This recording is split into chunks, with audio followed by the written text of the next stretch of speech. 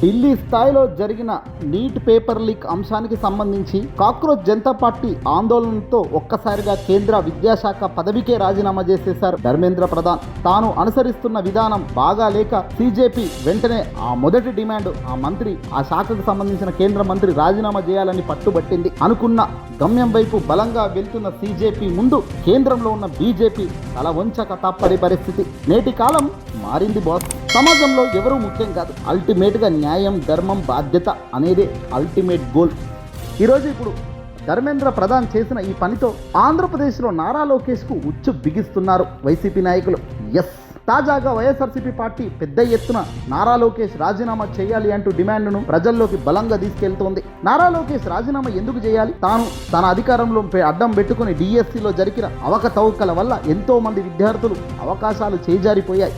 పైగా డిఎస్సిలో జరిగిన అవకతవకలు వీడియో సాక్ష్యాలు బయటకు వచ్చినప్పటికీ నామమాత్రపు కేసులు పెట్టి వాళ్ళను ఏకంగా వదిలేస్తున్నారు. దీన్ని తప్పుపడుతున్న వైఎస్ఆర్సీపీ పార్టీ వాళ్ళు ఏకంగా ధర్మేంద్ర తరహాలో నారా లోకేష్ రాజీనామా చేయాలంటూ ఇప్పుడు పెద్ద ఎత్తున సోషల్ మీడియాలో యుద్ధం ప్రారంభించేశారు.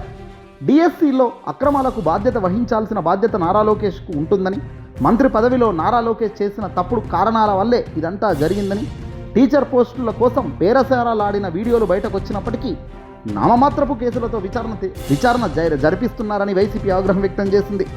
ప్రజలకు పూర్తి వివరాలు వెల్లడించాల్సిన అవసరం ఉంటుంది. ఇందులో నిజాలు నిగ్గు తేల్చే వరకు ప్రజా ఉద్యమం కొనసాగుతుందే తప్ప వెనకడుగు వేయం మేమంటూ కూడా ఇప్పుడు లోకేష్పై గురి పెట్టారు. ప్రభుత్వంలో కీలక నిర్ణయాలు తీసుకునే అధికారం ప్రభుత్వ పెద్దలకు, మంత్రి హోదాలో ఉన్న వాళ్లకు ఉంటుంది. ఆ నిర్ణయాల వల్ల పౌరులకు లేదా వ్యవస్థకు నష్టం జరిగితే దానికి మాత్రం పూర్తి బాధ్యత వహించాల్సింది కూడా వాళ్ళే. బాధ్యతల నుంచి తప్పించుకోవడం, కింది స్థాయి అధికారులపై నెట్టడం ప్రజాస్వామ్యంలో పద్ధతి అనేది కాదది. కేంద్రం తప్పు జరిగితే మంత్రులు రాజీనామా చేయాలి, కానీ ఆంధ్రప్రదేశ్లో తప్పులు జరుగుతున్నా నారా లోకేష్ పదవిలో కొనసాగుతుండడం ఏ రకమైన న్యాయం అంటుంది వైసీపీ. జాతీయ స్థాయిలో ఒక చట్టం, రాష్ట్రంలో మరో చట్టమా? అలా ఉండొద్దు కదా అంటుంది. ఇప్పుడు పరిపాలనలో పారదర్శకత ఉండాలని చెప్పే నాయకులు విమర్శలు వచ్చినప్పుడు నిష్పక్షపాత విచారణకు సహకరించాలి కదా. మరి పదవిలో ఉంటూ విచారణలను లేదా విమర్శలను ప్రభావితం చేయడం కంటే రాజీనామా చేసి తమ నిర్దోషిత్వాన్ని నిరూపించుకోవడమే అసలైన నైతికత అంటూ వైసీపీ ఇప్పుడు పెద్ద ఎత్తున ముందుకు తీసుకెళ్తోంది. రాజకీయాల్లో నాయకులు గుర్తుంచుకోవాల్సిన అతిపెద్ద సత్యం ఒక్కటే: పదవులు శాశ్వతం కానే కాదు.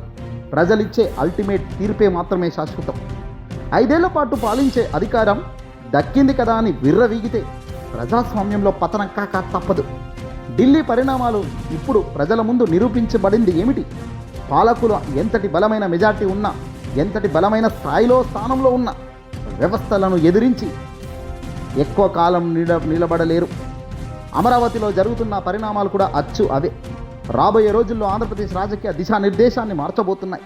వైసీపీ చేపట్టిన ఈ బాధ్యత వర్సెస్ అధికారం పోరాటం కేవలం ఒక నాయకుడికి వ్యతిరేకంగా జరుగుతున్నది కాదు. ప్రజాస్వామ్య విలువలను కాపాడటానికి జరుగుతున్న ఒక అతిపెద్ద పోరాటం ఇది. తప్పు చేస్తే తాట తీయడమే అనే సందేశం ఢిల్లీ నుంచి స్పష్టంగా నేడు వచ్చింది. మరి అమరావతి పీఠంపై ఉన్న నారా లోకేష్ ఈ నైతిక పాఠాన్ని నేర్చుకుంటారా? ప్రజాస్వామ్య సూత్రాలకు కట్టుబడి రాజీనామా బాట పడతారా? లేక అధికార బలంతో ఈ డిమాండ్ను దాటవేసే ప్రయత్నం చేస్తారా? ఏదేమైనా తాజాగా వైఎస్ఆర్సీపీ లేవనెత్తిన ఈ ప్రశ్న ఇప్పుడు ప్రతి ఒక్క పౌరుడి ఆలోచనను తట్టేలా చేస్తుంది.